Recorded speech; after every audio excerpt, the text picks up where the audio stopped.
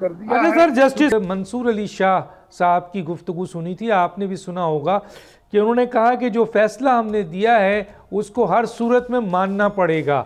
तो अब ऐसी सूरत हाल में जिन्होंने फैसला लिखना है तफसीली और अक्सरियती फैसले में मंसूर अली शाह शामिल हैं,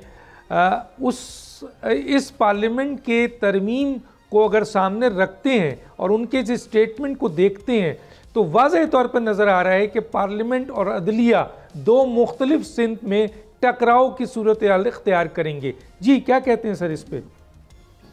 डॉक्टर साहब, पहले तो यह है कि जो कानून पास हुआ है उससे पहले जो फैसला किया है सुप्रीम कोर्ट ने, उसके खिलाफ जो कानून पास हुआ है, आपकी राय ये है कि पार्लियामान ने इस पे सुरत से काम लिया है या जल्दबाजी से काम लिया है? ऐसा नहीं होना चाहिए था। सो सवाल ये है कि पार्लियामान ने एक रिव्यू कराना है या हुकूमत वक्त ने या सियासी जमातों ने रिव्यू फाइल करना है, उससे पहले कि इस अदालत के फैसले पे अमल दरामद करके सारा जो है वो एक्ट हो जाए, जिस तरह पहले अदालत ने किया।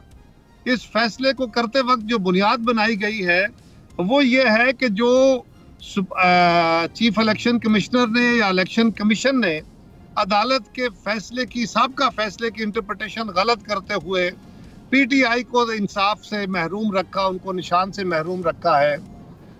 अगर ये बात मानी जाए, जो अदालत कह रही है मानी चाहिए, लेकिन फिर ये भी तो सवाल उठेगा ना कि जिस दिन इलेक्शन कमीशन ने ये इंटरप्रिटेशन करके पीटीआई को निशान न दिया और उनको बतौर जमात इलेक्शन में हिस्सा न लेने दिया, उस दिन अदालत के जज साहबान क्यों सोते रहे? क्यों ना उन्होंने सुओ मोटो लिया कि हमारे फैसले की मिस इंटरप्रिटेशन हो रही है? और उस वक्त तो मुल्क में इलेक्शन हो रहा था, मुल्क का मुस्तकबिल तश्कील पाना था, उससे ये पोलराइजेशन ना होती। उस वक्त क्यों अदालत ने ये ना किया और 4 महीने तक चुप करके अदालत के जज साहबान बैठे रहे?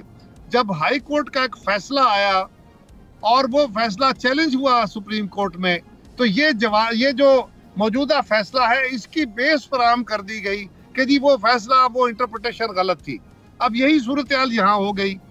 वो ये कि अगर जज साहबान के डिटेल जजमेंट आने के बाद रिव्यू पिटिशन पड़ती तो डिटेल जजमेंट तो वो महीना ना दे, 2 महीने ना दे, अमल दरामद करके उसका असर आ जाए, उसका अमल दरामद हो जाए और फिर कल रिव्यू जजमेंट जो है वो एक्सेप्ट कर ली जाए रिव्यू में हमारी पिटिशन, तो फिर उसको अनडू किया जाए।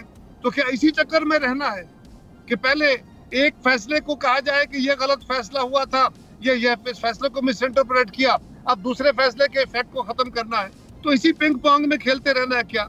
या एक अच्छा तरीका यह है कि एक सिस्टम चल रहा है, अदालत के अंदर रिव्यू है, अदालत उसको जल्दी सुन ले, और अगर अदालत समझती है कि रिव्यू से पहले हुकूमत की नीयत अच्छी होती तो जजमेंट का इंतजार करते, तो फिर मुझे ये कह लेने दीजिए कि फिर अदालत को भी चाहिए था कि वो टाइम पे, वक्त पे वो जो डिटेल जजमेंट है वो दे देते, ताकि उसके आगे जो कानूनी पहलू है, यदि रिव्यू एक कानूनी अमल है ना, एक राइट है जमातों का भी, हुकूमत का भी, उन लोगों का भी जो पार्लियामेंट के मेंबर बने हैं उनका भी, तो क्यों ना वो भी इस्तेमाल कर लिया जाए। सब्सक्राइब करें और बेल दबाएं ताकि कोई खबर रह न जाए।